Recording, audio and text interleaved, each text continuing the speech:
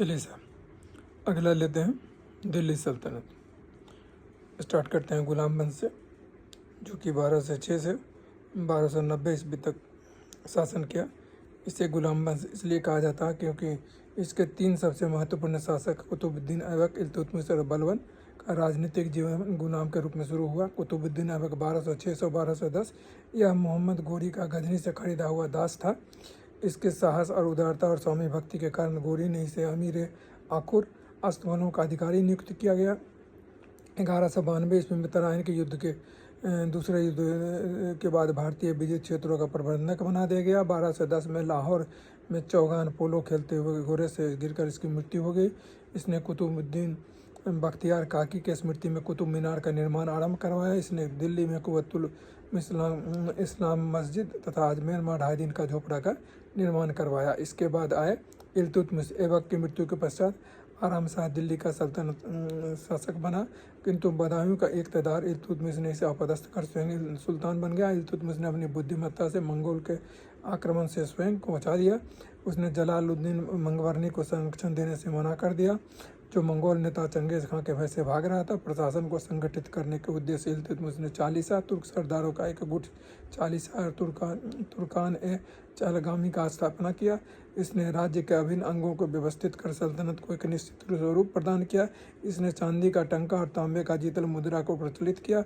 शुद्ध अरबी सिक्के पर चलाने अथवा प्रथम तुर्क सुल्तान इल्तुतमिश था। इसने सिक्के पर टकसाल का नाम लिखने का परंपरा शुरू की। रजिया 1236 से 1240 रजिया दिल्ली के अमीर तथा जनता के सहयोग से सिंहासन पर बैठी। अन्य तुर्क सरदार निजामुल मुल्क जुनैदी, मलिक अलाउद्दीन जानी, मलिक सैफुद्दीन कुची, कबीर खां, मलिक इजाउद्दीन सालरी आदि रजिया के विरोधी हो गए। रजिया ने इख्तियारुद्दीन अल्तगीन को अमीर हाजिब, जमालुद्दीन याकूत अबिसिनियाई को का निग्रो जाति का था को अमीर आखुर तथा मलिक हसन गोरी को प्रधान सेनापति नियुक्त किया। ये सभी गैर तुर्क अमीर थे। ऐसा करना तुर्क अमीर ने अपना विरुद्ध समझा और उनकी नाराज़गी बढ़ गई। महमूद मसूद शाह के काल में 40 सरगनों में से एक बलबन को आमिर हाजिब नियुक्त किया गया। धीरे धीरे सारी शक्ति बलबन ने अपने हाथ में एकत्रित कर ली। 1245 में बलबन ने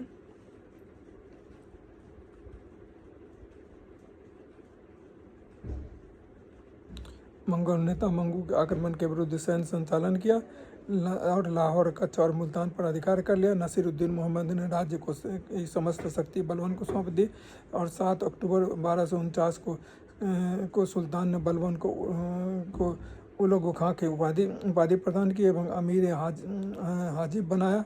गयासुद्दीन बलबन 1265 से 1287 तक नासिर उद्दीन के साथ ही शमसी वंश का अंत हुआ तथा बलबनी वंश का शासन हुआ। पश्चिमोत्तर में मंगोलों से निपटने के लिए दीवाने अर्ज सैन्य विभाग का गठन कर दिया गया।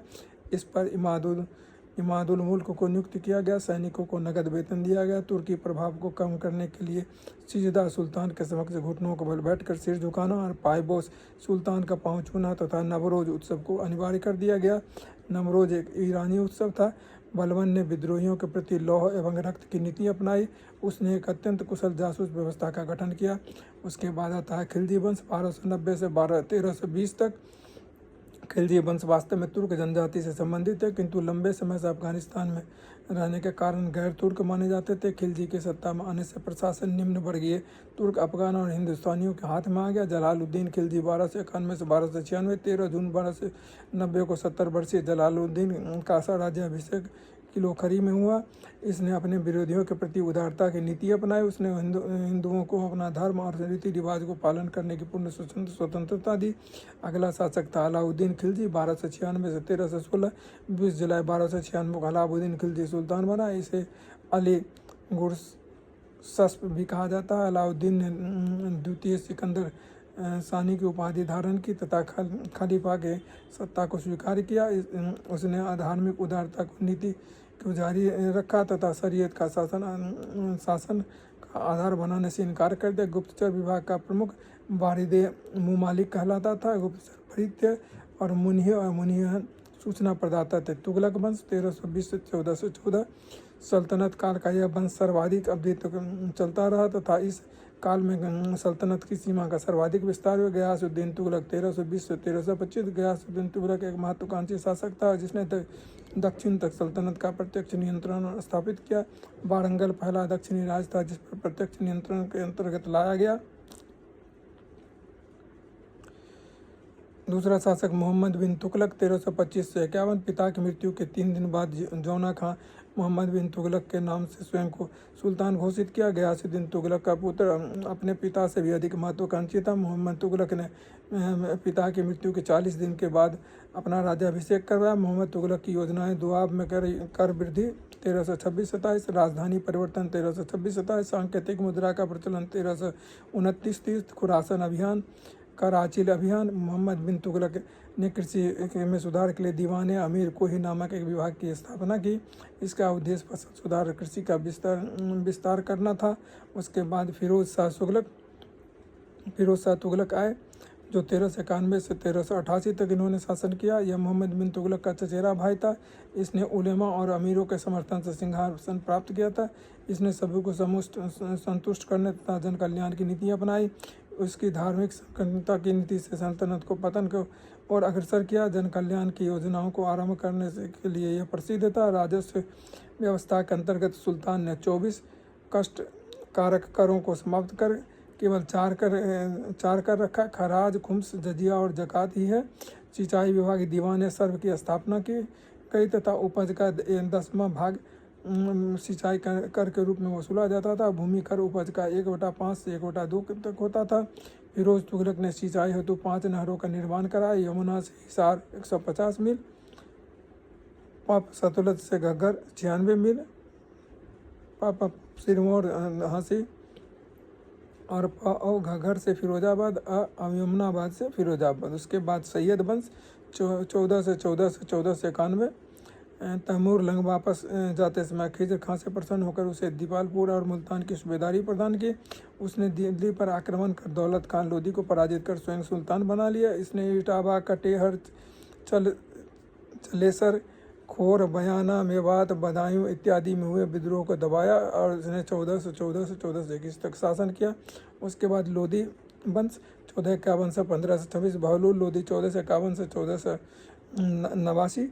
19 अप्रैल 1451 ईस्वी को बहलूल लोधी गाजी का उपाधि धारण कर दिल्ली के सुल्तान बना। इसने शकों और शासकों को परास्त कर जौनपुर का दिल्ली सल्तनत में मिलाया।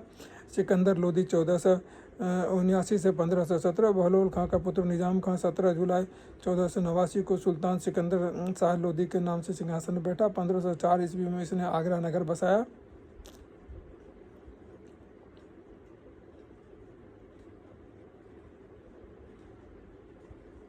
इब्राहिम लोधी 22 नवंबर 1517 ईस्वी को अमीरों ने सिकंदर के पुत्र इब्राहिम लोधी को इब्राहिम शाह लोधी के नाम से सिंहासन पर बिठाया। इसे राजपूत और विद्रोही अफगानों का सामना करना पड़ा। अप्रैल 1526 में इब्राहिम लोधी और बाबर के मध्य पानीपत का प्रथम युद्ध हुआ। बाबर ने इब्राहिम को पराजित कर दिल्ली और आगरा पर अधिकार कर लिया। मुगल वंश की नींव रखी। सल्तनतकालीन प्रशासन बरनी के अनुसार सल्तनत प्रशासन में 4 विभाग प्रमुख होते थे। गुलाम वंश के काल में यह संख्या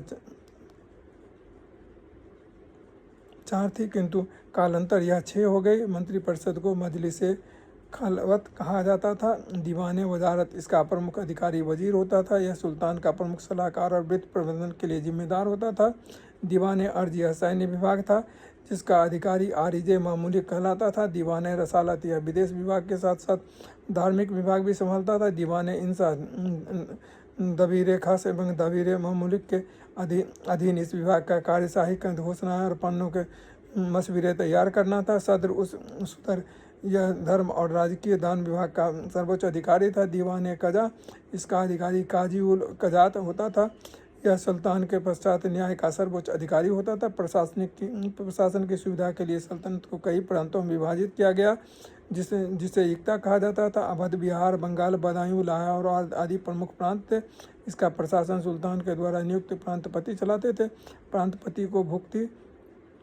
प्रांतपति को मुफ्ती, नाजिम, नायब और नायाब सुल्तान कहा जाता था। बड़ी एकता का इक्तदार मुख्ता एवं वली कहलाता था। सल्तनत काल में सामान्यतः 5 प्रकार के कर प्रचलित थे। उसर यह सिर्फ मुसलमानों से 5 से 10% तक लिया जाता था। खराज ये गैर मुसलमानों से लिया जाता था। जुपज का 1/3 से 1/2 भाग लिया जाता था। खुम्स युद्ध में लूट का धन होता था। इसमें राज्य 1/5 भाग तथा 5 राष्ट्रीय सैनिकों में बांट दिया जाता था।